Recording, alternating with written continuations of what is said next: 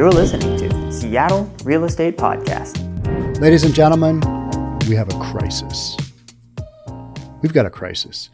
We have a crisis. Housing inventory has never been this low. I've been saying that, and in the back of my head, I'm like, somebody's going to type up a little note saying, hey, Sean, you're wrong. It's been lower here, here, and here. And I've been kind of in my head going, I don't think inventory levels have ever been this low. And guess what? According to Redfin, they just reported an article last week, I think it was, and they're basically saying, yeah, inventory never this low. I'm going to read you some stats from the Seattle market that just kind of indicate how badly this crisis.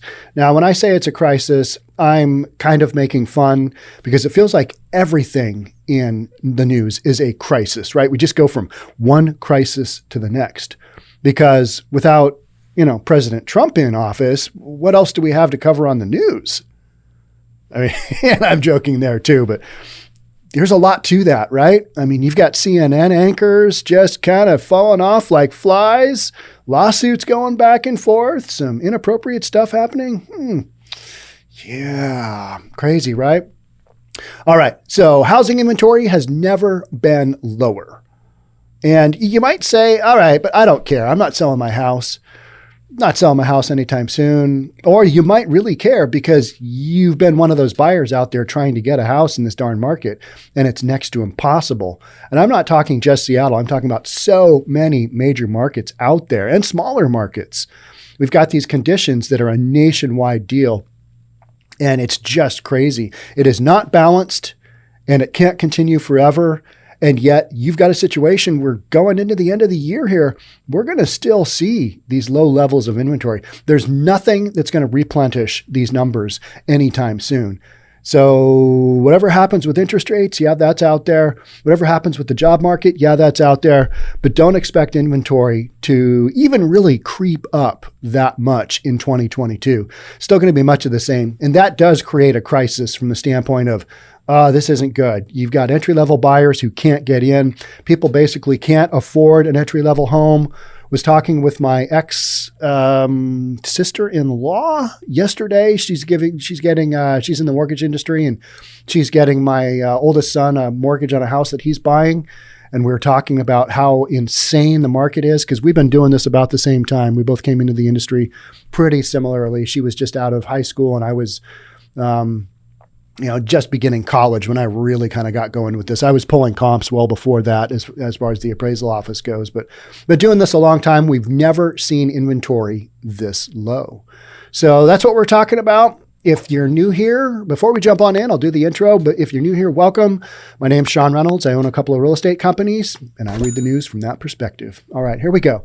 Housing inventory, never been lower. It's official. Housing inventory in America is at a crisis level. You got to exaggerate everything because otherwise people won't listen to you. If you just bring a reasonable approach to the news, nobody will care. Actually, that's not true. You can do that. It's just that if you approach everything from the end is near, the world is going to cease to exist next week. If you approach it from that standpoint, yeah, you get more views, but long term, that gloom and doom, that's not really me. The number of active listings hit an all-time low during the week ending November 28th, according to a Redfin report published on Wednesday. See, every now and then we do need to do a real estate podcast because it is the Seattle Real Estate Podcast. But most of the time we cover other cooler stuff, more fun, because that's what you want to hear and that's what's more fun. But the underlying fundamentals in the real estate market, we still need to keep a little track of those. During the 4-week period ending November 28th, the number of active listings was a 23% decrease compared to the same time period in 2020. 23% decrease, all right, since 2020. Keep in mind, we had no inventory in 2020. We had no inventory in 2019. It's just gotten worse. And a 42% drop compared to 2019. 42%. Basically, take whatever inventory you had in 2020 or 2019, cut it in half. Half. That's not good. And in 2019, we were talking then about how emptied out the marketplace was. I was doing posts where, you'd show that's when I'd actually posted on social media back then. I don't really feel like I need to because I release an hour of content Monday through Friday and half an hour on the weekends. So that seems like enough to me. I would do posts where it would be a picture of the shopping of the shelves in a grocery store that had just been ransacked. And you might have that dented can of peas left on the bottom shelf that nobody wants. And that's all you've got. And we'd talk about this is how empty the real estate market is. This is how limited the inventory is. And yet it's just gotten worse. So even that can of peas is gone now. I mean, everything, even the shelves are stripped out now. That's how bad it's gotten. The number of new listings is also down compared to 2020, dropping 4%, but it was 12% higher than the number of new listings during the same period in 2019. The number of homes for sale typically declines at another 15% in December. People want to take out their homes off the market. They don't want to have to deal with strangers going through their house during Christmas. They just don't. They're also, if they haven't sold it by then, they figure, okay, we can wait a few weeks when into January or February, relist our home. We'll have better luck then. That is the typical thought. So the housing market, the inventory declines another 15% in December, said Daryl Fairweather, the Redfin chief economist, in a statement. That means by the end of the year, there will likely be 100,000 fewer homes for sale than there were in February when housing supply last hit rock bottom.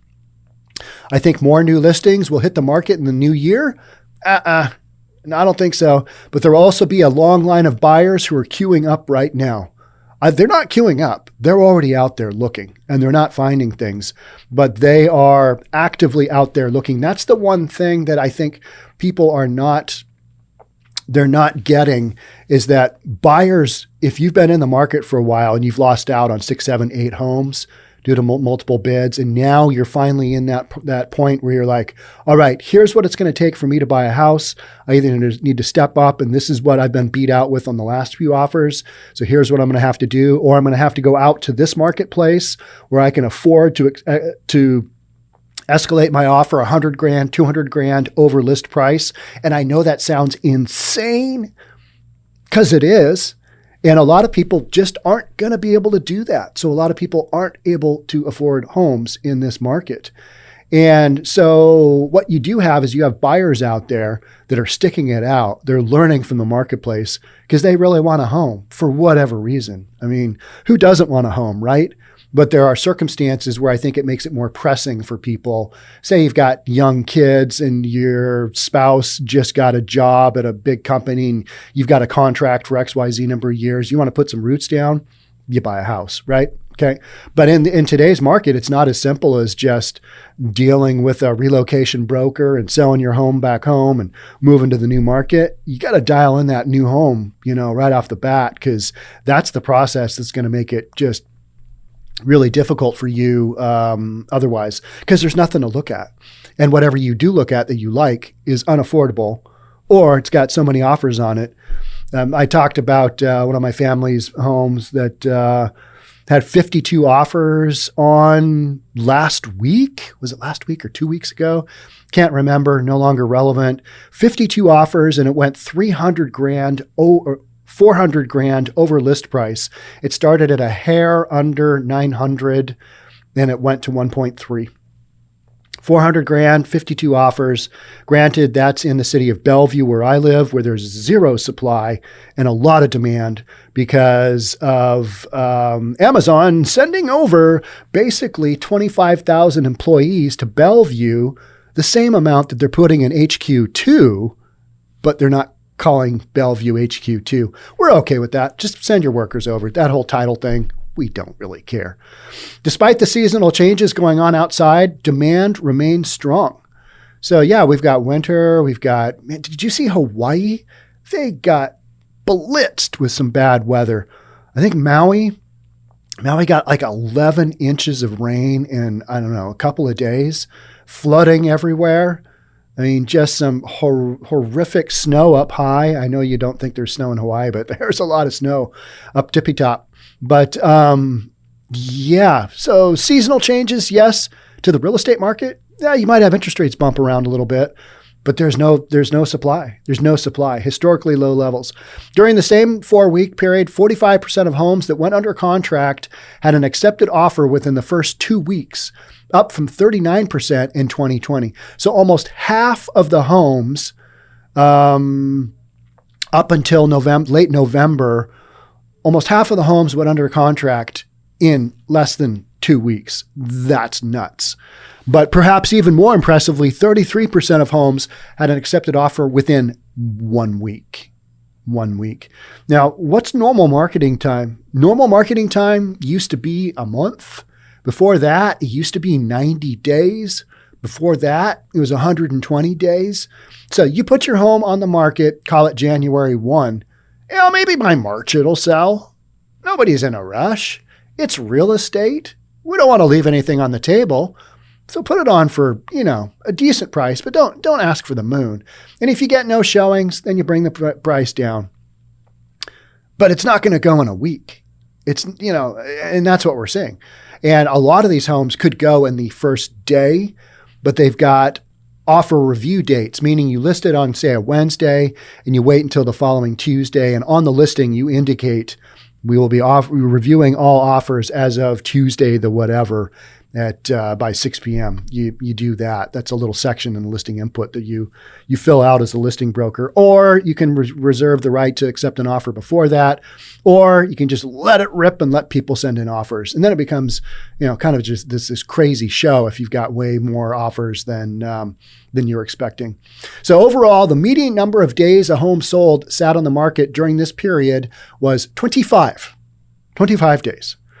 As compared to 31 days in 2020 and 46 days in 2019. So as our inventory drops, the days on the market also drop. Now, what I want to jump into right now is give you an example of what this means, where we sit with inventory right now relative to when we were in the Great Recession, in the heart of the Great Recession. So total actives, I'm reading to you from the Northwest Multiple Listing Statistics that just came out, and it's not boring. What we're talking about is how limited inventory there is, right? So to put this into further perspective, King County had only 1,149 active listings at the end of November, 1,149 in my county. All right. The lowest inventory I can remember, and a 90% decrease since November 2010, the absolute heart of the Great Recession. So you're down 90% from when we had the peak of the Great Recession, when there were 11,867 active listings. 11,867 11 years ago, basically 12 years ago. Now, not even 1,149 listings. This is hampering existing sellers from moving up. Baby boomers find themselves in large homes and not needing the space, but they are hesitant to sell without a place to go should they want to stay in the region. That's what you've got going on. People are hunkering down and they're staying because they don't have an option to where they need to go. I'm in that boat. I've got like a 5-bedroom plus den home, which I don't need anymore. I really only need like a 1-bedroom condo, 2 bedrooms, because you need one for a den, right? Because when you get home, you're going to do all that important stuff in your den. You're going to set up that office and you're going to sit down and you're going to get stuff done, and you need a place to work at home. I find that so hard to do. I've worked from home for, many years over the years, and it's not fun. It's like, all right, should I go to the kitchen and get something to eat? Should I change out the laundry, or should I do some more work? Hey, what's on the TV? What's going on? Because there's nobody here really checking me out what I'm doing. So I've got a house that's way too big for me, that I had for when my kids were still with me, which neither of them are. But my payments, I bought it a long time ago. It was a rental for years, and my payments are really low. So I just did a remodel to it, and I'm just going to live in it because it's a great location, but I don't need it. Baby boomers, the same thing. I don't fall in the baby boomer category. That's my parents. But I follow in the Generation X, and we're kind of in the same boat. A lot of my friends have kids who are still, they're still in high school, or gosh, some of them are still in elementary. Ugh, difficult. But the vast majority have kids in college, something along that way. Maybe the kids are out of college, but the kids are still coming back at home. I don't have either of my boys at home anymore. They're out there in the great wild. Let's go, guys. And they're doing fine. They're doing good. So I don't need a place for them, but I got lots of space, got lots of bedrooms, but I don't need it. Baby boomers, same thing. If they sell their big home, which they no longer need, where are they going to go? Are they really going to go into a condo? Probably not. Doesn't feel that way. That's what I should probably do. But I also tend to play music pretty loud, and I'm kind of loud at home because I'm just loud. And so having neighbors on either side, that's a hard one for me to work through. But having a big, cool view, yeah, that'd be cool. But in the meantime, I'm just going to live in a house. Like, you live where you live, right? So this is literally what's going on. There's nothing for people who have these homes to incentivize them to put their house on the market and move on, because they're like, where do I go? What do I do? And if you're building equity that quickly, I mean, some of these markets, $100,000 a month, not uncommon. I mean, in these weird squeeze moments, and people might say, Sean, that's not possible. I'm watching it happen. I mean, it's happening. It's nuts. All right, so let's jump back to the inventory thing. So the ever-tightening housing inventory and steady demand has resulted in median home sale prices hitting a new all-time high of $360,000. This is across the United States. This is nationwide. Just 2 weeks after hitting another all-time high. This marks a 14% year-over-year increase and a 3% increase from 2019. In addition, 43% of homes sold during this period sold over list price. This is nationwide. This is not Seattle. This is nationwide. They sold over list price, with an average sale to list price ratio coming in at 100.5%. What does that mean? The average sale to list price ratio. That's something that we look at a lot from the appraisal standpoint of, okay, so you list a home at, call it $500,000, and you sell it at, 500 and whatever above list price, whatever that percentage works out to be, maybe it's 100.5%. That is your average sale to list price ratio. And so anytime that is over 100%, that's when you know you've got a super competitive market, because you've got multiple offers going on and it's going to go over list price, right? The average market has something like maybe 97% sale to list price ratio, meaning the buyers negotiated down a little bit. The sellers offered some concessions. Hey, we'll give you 10 grand off for that, and that kind of thing. Negotiation. In this market, we're saying negotiation is how much will the buyer pay over list price? How much more will you give me? How much more money can I squeeze out of you? That's the way it feels for buyers a lot of the times, right? Experts believe that beside low housing inventory, steady mortgage rates may also be fueling the continued strong levels of demand. Now, mortgage rates have bumped up, and then they've kind of bumped down. They're in one of those kind of troughs where we're just going to have to see what goes on. But invariably, when they bump up hard, continued for a little bit, that also creates another demand surge, because people are like, oh no, interest rates are going up. I got to jump in. I got to get mine. Don't want the interest rates to go away. And we've been having that literally for years. Hey, you've got historic interest rates, but they bumped up, half a percentage, over the last month or whatever. Realistically, it's more like an eighth. They bumped up an eighth over the last 6 months. You better jump on in. Headlines and new restrictions related to the Omicron variant of the coronavirus might fuel some uncertainty and volatility in the economy, Fairweather said. He's the Redfin guy. In the short term, global interest rates, including mortgage rates, could fall. So we've got that going on, right? And they go, polls go up, polls go down. Whenever I hear that, I'm always like, no, polls go up when you're doing a good job, and your numbers drop when you're doing a bad job. So there's that. Let's just deal with that, because that's reasonable.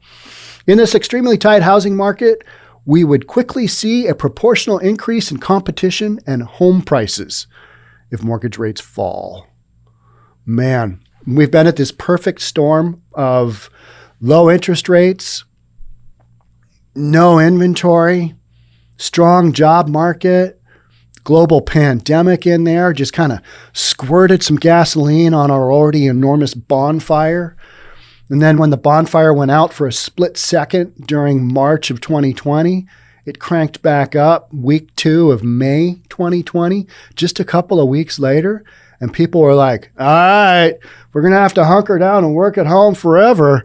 I got to make me a bigger home or buy me a better home and sell this home because I don't want to be in this home because look at all the people around me and the dog and I don't have enough space and my gym's closed. I got to work out at home. I need a bigger garage. That happened. That happened with all of this going on. Just nutty. But what kind of things are going to happen that's going to increase our inventory? That's a really good question, right? Oh, we're going to build some new homes. Nah, that's not happening. Not happening. Any of the new homes that are going to come online, those are already going to be purchased. Those are already going to be bought. And those are also going to be the most expensive typically in any given market because they're new. They're new. They don't have any depreciation. Now, you might make the argument, well, we're going to build some small little ones. All right. Yes, but those are going to be the most expensive out of the small little ones because they're new. So that argument to me is always okay, unless you're doing some kind of subsidization here. That's not happening. So we can't build our way out, right? Can't build our way out. That's not an option. So who's going to put their house in the market? Nobody. They're not. Not to say nobody, but large numbers of people, large groups of people. You're not going to have hordes of people. This is the year. This 2022. That's my year. I'm selling. Nah, it is what it is. Low inventory. That's going to go through 2022.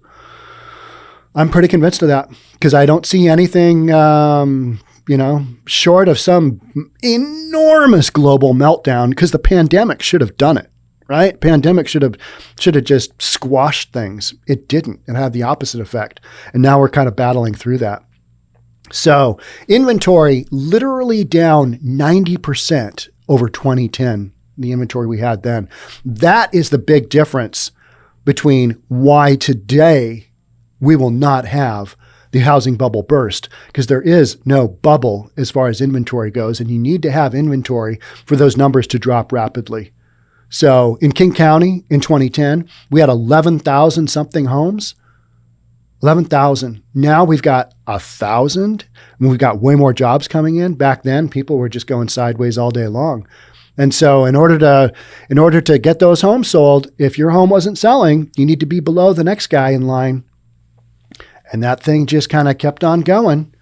And that's how you lose 35% of your market value overnight. Not overnight, few years, months, whatever. But it was a crash. That was a crash. We don't have the inventory right now for that crash to happen again. Not like that anyway. You could have some other kind of major global issue go on and it would rock, maybe bring the market to its knees. But short of that, you're not going to see the supply side of some of these markets change much. And in other markets outside of Seattle, we've got this crazy demand for housing because we've got so many jobs, people coming in for jobs from the outside. And by outside, I mean anywhere outside of Seattle, typically California, along those lines. But all those jobs coming in, people want housing, whether it's rental housing or to buy a house. In King County, we got 1,000 homes for sale, and that includes some real junk. Remember that? That's some real junk in there. Because if it's not selling, within a couple of days right now, there's something wrong. Something wrong. Overpriced, or there's some kind of market defect that people aren't, they're not wanting to jump on, not wanting to give that multiple bid offer situation a run. So, okay, there we go. So historically low levels of housing, that's your next crisis. That's the crisis of the day. It's an ongoing crisis, right? We've been talking about this for a long, long time. But bottom line is, my prediction going into 2022, much of the same. Much of the same, especially in that first quarter. I think you're going to be off to the races, and people are going to be running around trying to buy a home, and there's not much to look at. And you're going to see, we're in a crisis. There's a crisis going on. There's always a crisis, right? We try and be reasonable here. Come up with a good game plan. If you are buying a home, work with a professional, get pre-approved, be realistic about your budget. Those are some of the things that you can do to make that home buying process a reality in an otherwise insane real estate market. All right. That's it for me on this one. Housing. Don't have enough of it. That's the bottom line. Okay. Thanks so much for being here. Thanks so much for supporting the Seattle Real Estate Podcast. I will catch up with you soon. Till then, stay safe. We'll talk again. Bye for now.